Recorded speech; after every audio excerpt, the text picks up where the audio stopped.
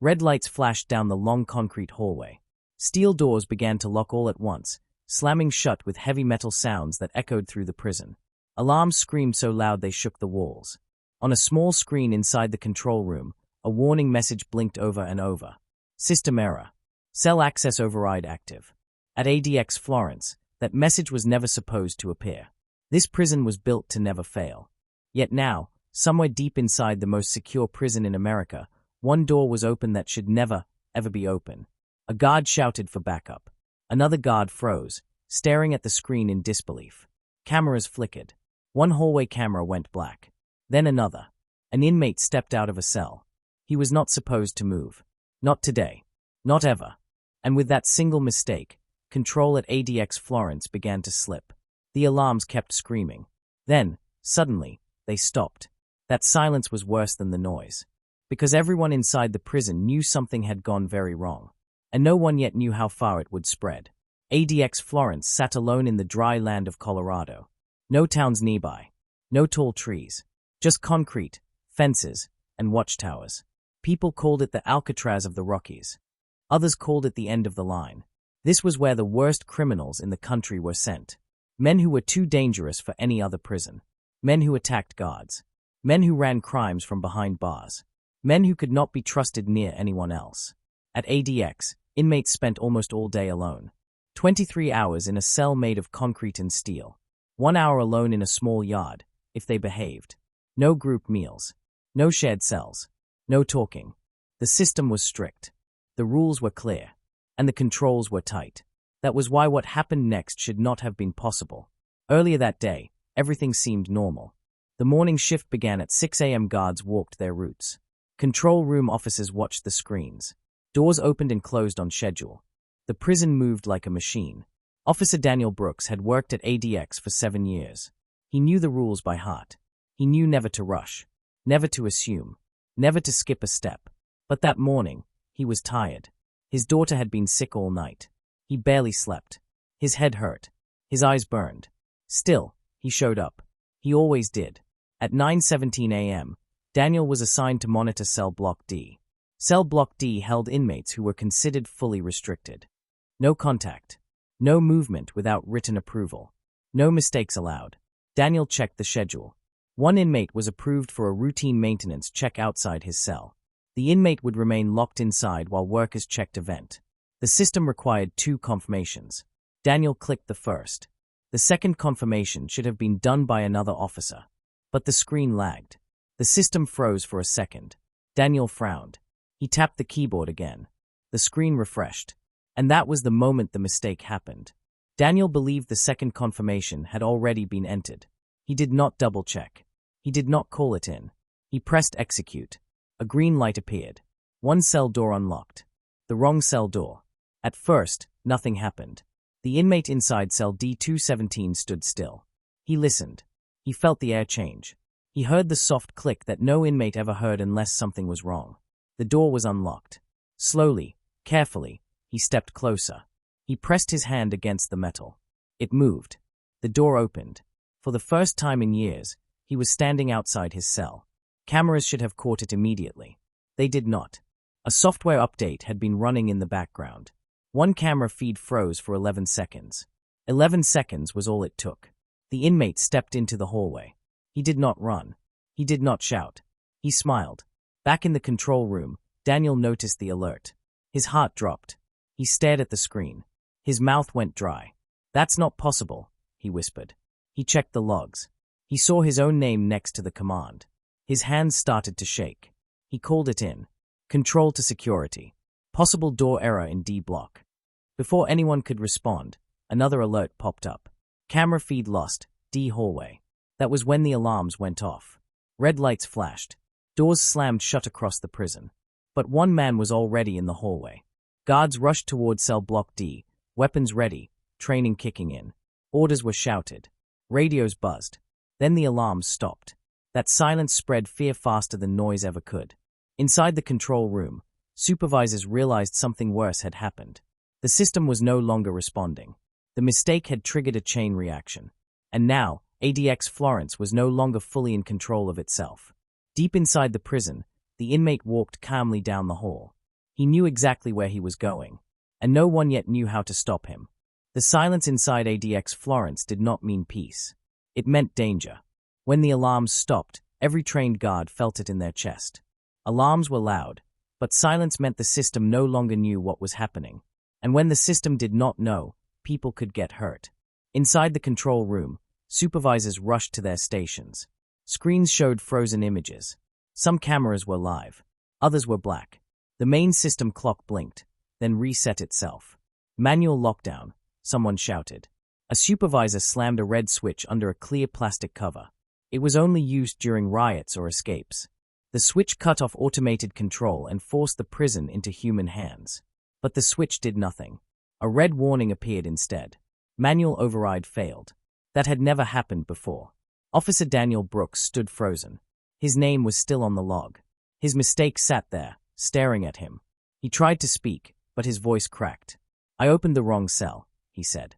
No one yelled at him. No one blamed him. Not yet. They were too busy trying to stop what came next. In cell block D, guards moved carefully down the hall. They stayed close to the walls. Every step echoed. Their radios hissed with broken signals. They reached cell D217. The door was open. The cell was empty. One guard checked the inside. Concrete bed. Steel sink. Nothing broken. Nothing disturbed. The inmate had left calmly. That scared them more than anything. The inmate's name was Marcus Hale. He was not loud. He was not violent in the open. He was quiet, patient, observant, and very dangerous. Marcus had been sent to ADX Florence after being linked to multiple prison attacks across different states. Every time, the attacks looked unplanned, random, until investigators realized Marcus had never been near the violence. He had only watched. Now, Marcus was no longer watching from a cell. He was moving. Back in the control room, a technician finally brought up an old backup camera feed. The image was grainy and delayed, but it showed a hallway. Marcus appeared on the screen. He was walking slowly, his hands relaxed at his sides. He knew the layout. He knew where cameras were supposed to be. He walked only when the feed flickered. He studied this place, someone said quietly. Marcus reached a service door near the maintenance wing. That door led to areas inmates never saw. Pipes, wiring, control panels, places where mistakes became disasters. The guards began to run. In the maintenance wing, Marcus stopped at a wall panel. He listened. He pressed his ear against the metal. He smiled again. Months earlier, during routine checks, Marcus had memorized sounds. Door timings, shift changes, even the hum of the power system. He had waited. Now, the mistake had given him a chance. He pulled a loose wire free. Lights flickered in 3 cell blocks. The control room exploded with noise again. Alarms returned, louder than before. But now they overlapped, confusing the system. Doors locked, then unlocked, then froze. Guards were trapped between sections. Inmates shouted from behind steel doors, sensing something was wrong. This was not a riot. It was worse. It was chaos without a face. Officer Brooks dropped into a chair, breathing fast. A supervisor grabbed his shoulder. "Stay with us," the supervisor said. "We fix this." But fixing it meant stopping Marcus. A response team was formed. They moved fast, wearing heavy gear, shields up. They followed the last known camera image. They reached the maintenance wing. The door was open. Inside, a panel sparked. Then the lights went out. Complete darkness swallowed the hallway. The team stopped. Their night lights clicked on. And in that narrow beam of light, they saw something on the wall. A message scratched into the concrete. 3 simple words. "You missed me." At that moment, another alert hit the control room. Multiple doors unlocked. Cell Block C. Cell Block C held inmates who should never be near each other. If those doors opened fully, control would not just slip. It would collapse. And Marcus Hale was already moving again. Cell Block C began to wake up. At first, it was quiet. Too quiet. Then metal rattled. Voices rose low, then louder. Inmates felt the change before guards could see it. Doors that never moved had clicked. Locks that never failed had hesitated. That hesitation was enough. In the control room, red alerts stacked on top of each other. The screens showed partial views. Hallways without sound. Doors listed as locked that were no longer locked. A supervisor shouted orders, but radios cut in and out. Every command arrived late or not at all.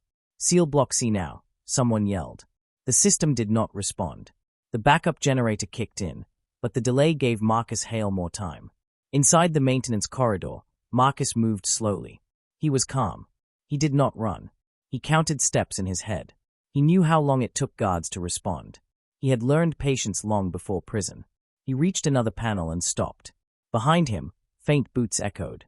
The response team was close. Marcus pulled one last switch. In cell block C, 3 doors slid open at once. The sound was heavy. Final. Inmates stepped out.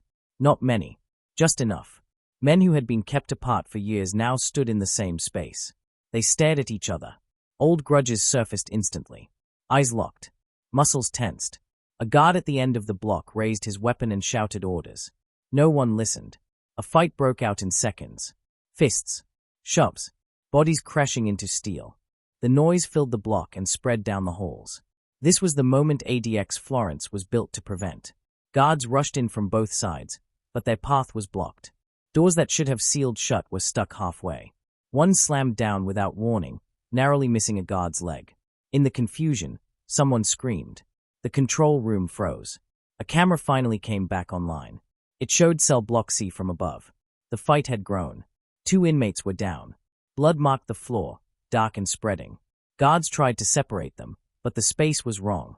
The numbers were wrong. And then the camera feed cut again. Officer Brooks stood up suddenly. He planned this, he said. Not escape. Distraction. No one answered him. They already knew. Marcus was using the chaos to move deeper. In the dark corridor, Marcus listened to the alarms and smiled. Every sound meant eyes were elsewhere. Every shout meant doors were opening for emergency response. He slipped through a secured access door as it unlocked for a medical team. No one saw him pass. Beyond that door was the heart of the prison, the central control access hall. Only a handful of people had ever walked there. Marcus pressed his hand against the cold wall and breathed once. He had never been closer. Behind him, guards finally realized the pattern. His heading inward, a supervisor shouted, "Cut access to central control." The command went out. Too late. Marcus reached the final door. It required 2 codes and a biometric scan. The door began to open. At the same time, a guard team rounded the corner and saw him. "Freeze," someone shouted. Marcus stepped inside as the door slid shut behind him. The guards slammed into the steel door, weapons raised. Inside, Marcus turned toward the control terminal and placed his hand on the system that controlled everything. The prison held its breath. Inside the control access room, the air felt different. It was colder, quieter. The walls were thick steel. Screens covered one side of the room.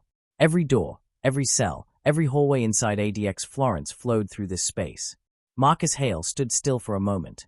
He listened. Outside the door, guards shouted. Heavy boots slammed against metal. Someone tried to force the lock. The door did not move. Marcus turned to the terminal. The screen glowed blue. A warning message flashed. Unauthorized access detected. Marcus ignored it. He typed fast. His hands did not shake.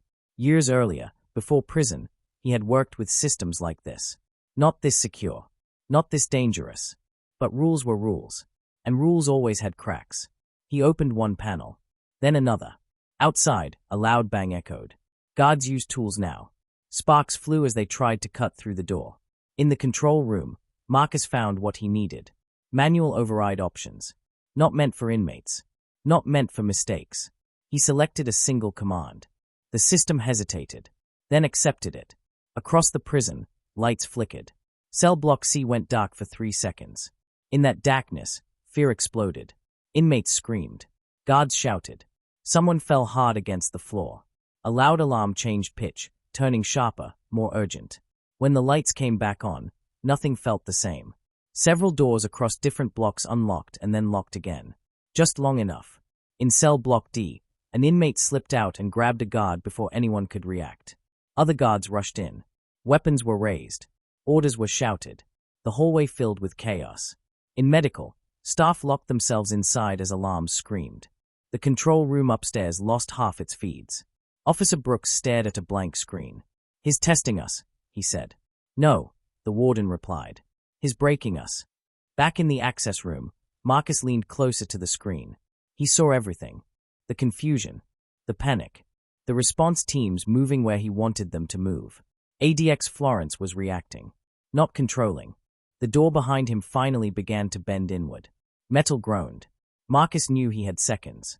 He selected another command. A dangerous one. Emergency lockdown.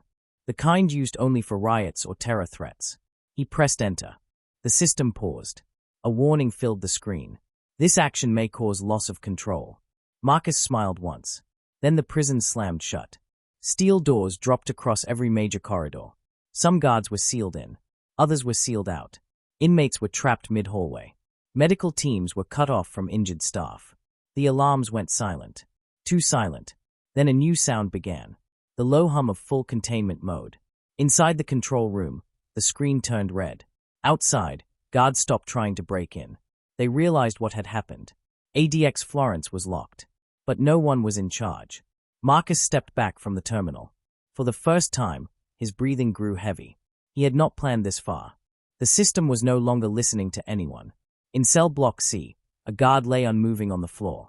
In block D, inmates pounded on sealed doors. In the control room upstairs, the warden whispered words no one wanted to hear. "We've lost control." Inside the access room, Marcus looked at the screen again.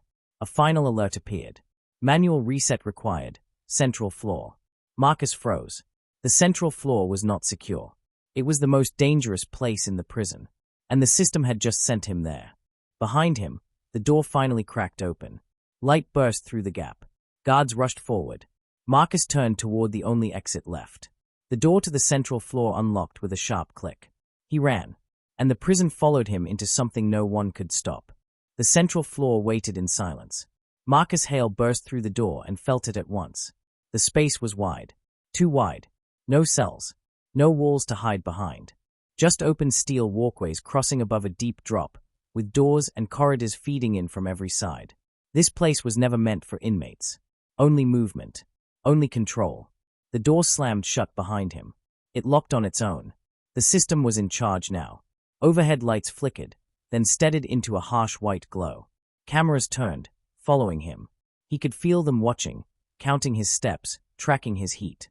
His breath echoed. Far above, speakers clicked on. A calm computer voice filled the space. Central floor access confirmed. Manual reset available. Marcus swallowed. Manual reset meant one thing. If he finished it, the prison would regain control. If he failed, ADX Florence would stay locked in chaos. He stepped forward. Somewhere above, Officer Brooks and the warden watched the same cameras. "He's heading for the reset," Brooks said. "Can he do it?" someone asked. "No inmate has ever reached it," the warden said. "That's why it's there." On the central floor, Marcus reached the first console. A thick steel pillar rose from the floor. At its center was a sealed panel with a biometric reader and keypad. No fingerprints. No face scan. Just code.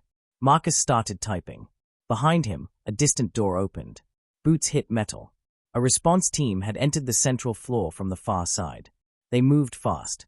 Weapons raised. No shouting. No warnings. They knew this was past normal rules. Marcus heard them. He did not turn around. The code rejected his first attempt. Red light. He tried again. Another rejection.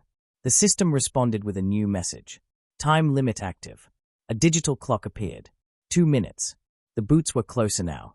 Marcus's hands shook. Sweat dropped onto the keypad. He remembered the mistake that started everything. The small error. The open door. The moment the system chose speed over safety. That mistake had given him access. Now it demanded payment. He typed a third code. The light turned yellow. Progress. The guards were almost within sight. Marcus stepped back as the panel slid open. Inside was a lever. Old. Heavy. Physical. No remote override. Someone had to pull it. The guards rounded the corner. "Stop," one shouted. Marcus grabbed the lever. The clock hit 30 seconds. He pulled. The lever resisted, then moved with a deep metallic groan. Across the prison, systems shuddered. Doors tried to reset. Some opened. Some refused. The alarms returned in bursts, then cut off again. The prison was fighting itself. The guards reached Marcus and forced him to the floor. He did not resist. He watched the screen above the console. The countdown hit 0. For one long second, nothing happened. Then the screen flashed. Reset failed. Partial control only. The guards froze. The warden saw it too. "Partial," he said. What does partial mean? Brooks asked. Before anyone could answer, a new alert filled every screen in the prison. Unaccounted movement. Cell block B. Marcus closed his eyes. Someone else was loose. And this time, it was not him. Cell block B was never meant to move. That was the rule. The inmates there were locked down 23 hours a day. Doors opened only on schedule. Every step was counted. Every breath was watched. Now, the screens showed motion. Officer Brooks leaned forward. His face went pale. That block should be sealed, he said. It was, the warden replied. Before partial control. On the monitors, a single red outline moved down a narrow hallway in cell block B. Not fast. Careful.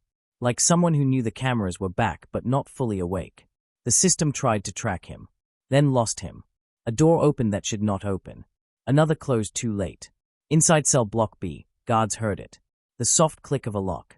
Then footsteps. Inmate Daniel Cross stepped into the hall. He was not loud. He did not run. He had waited years for silence like this. Cross had watched the guards. Learned patterns. Learned timing. He had felt the prison change the moment the alarms went wrong. He knew this was his only chance. Across the prison, response teams shifted. Block B, move now, the warden ordered. They are already inside, Brooks said. But the doors aren't responding. On the central floor, Marcus Hale was dragged to his feet. He heard the alert. He knew the name.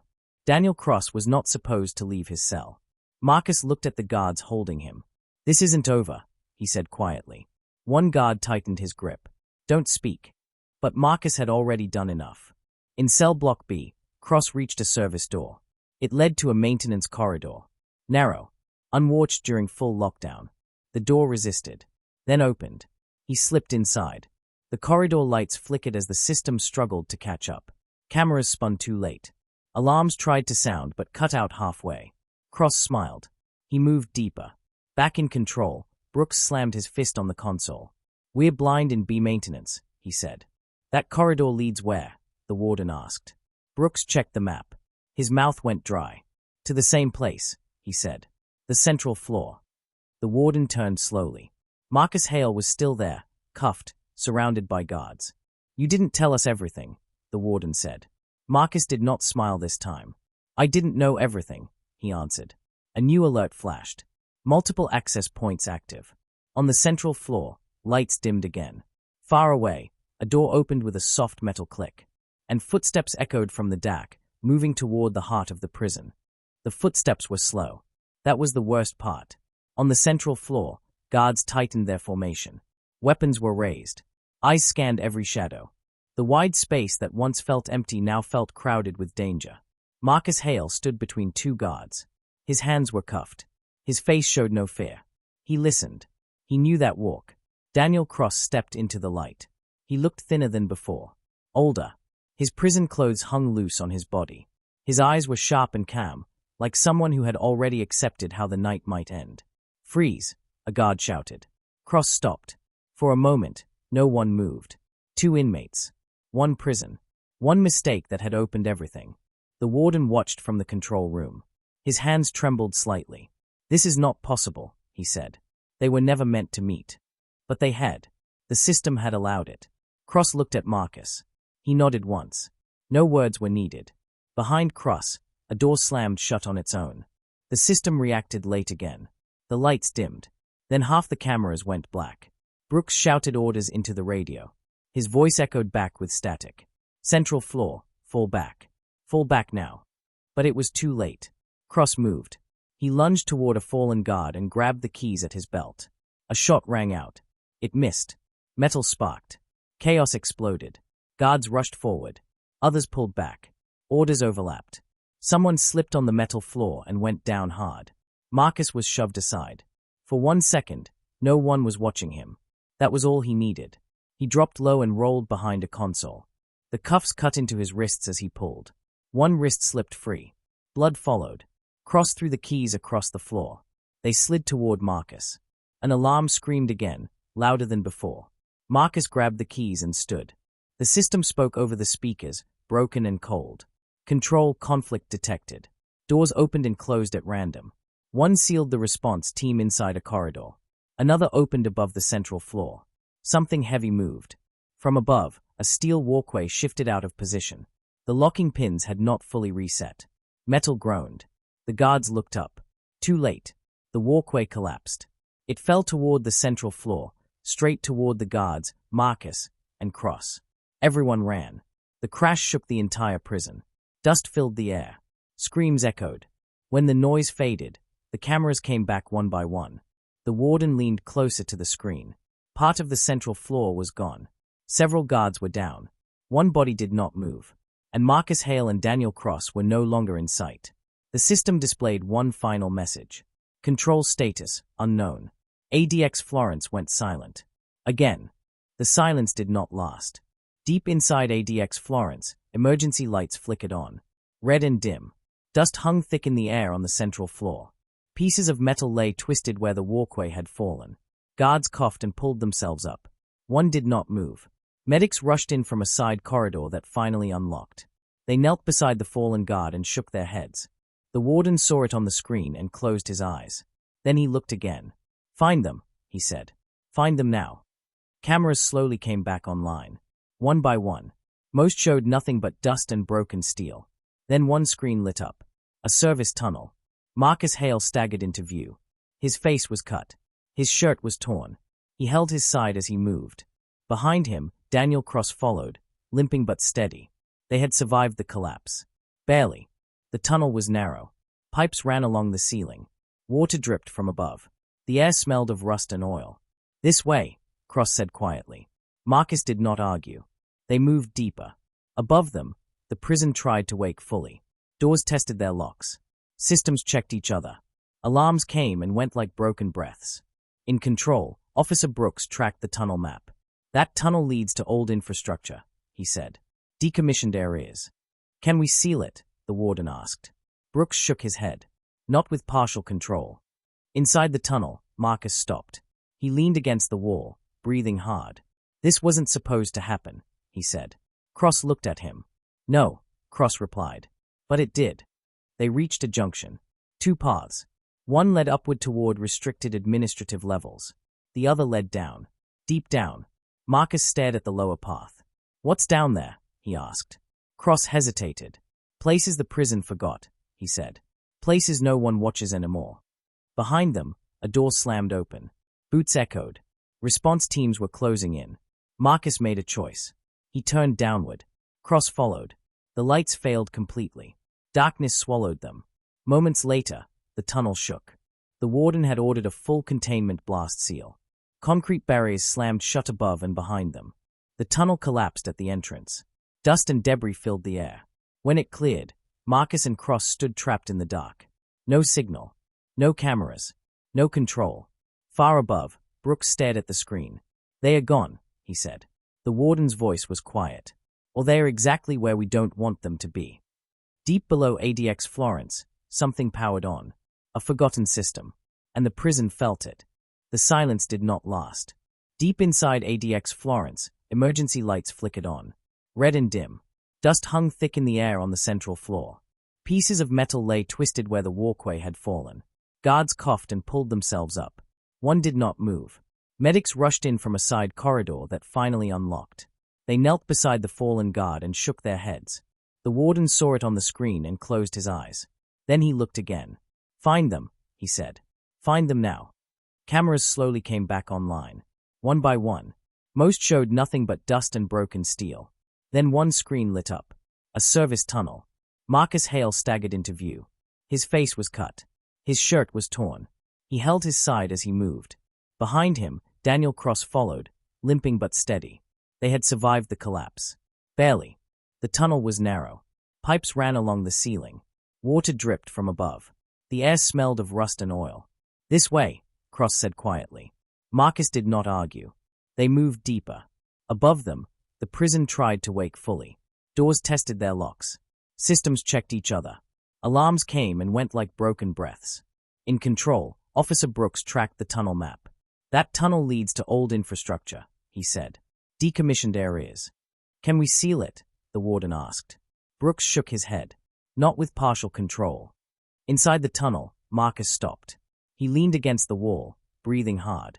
"This wasn't supposed to happen," he said. Cross looked at him. No, Cross replied. But it did. They reached a junction. Two paths. One led upward toward restricted administrative levels. The other led down. Deep down. Marcus stared at the lower path. What's down there? He asked. Cross hesitated. Places the prison forgot, he said. Places no one watches anymore. Behind them, a door slammed open. Boots echoed. Response teams were closing in. Marcus made a choice. He turned downward. Cross followed. The lights failed completely. Darkness swallowed them. Moments later, the tunnel shook. The warden had ordered a full containment blast seal. Concrete barriers slammed shut above and behind them.